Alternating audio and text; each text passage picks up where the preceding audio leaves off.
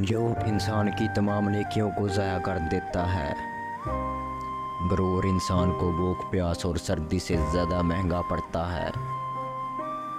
गुस्से के दौरान बोलने से पहले 10 तक गिने, अगर ज़्यादा गुस्सा हो तो 100 तक गिने। अगर तुम दूसरों से आगे जाना चाहते हो तो हर किस्म के हालात में हमेशा पुरसुकून रहे। मुजरम को ऐसी सज़ा देना जिससे वो बच जाए मुआशरे के लिए ख़तरनाक है।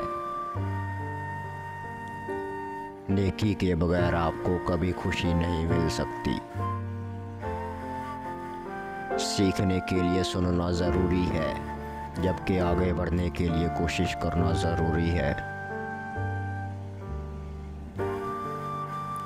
कम खाना कभी पछतावे का बायस नहीं बनता। काम सीखने के लिए काम करना पड़ता है।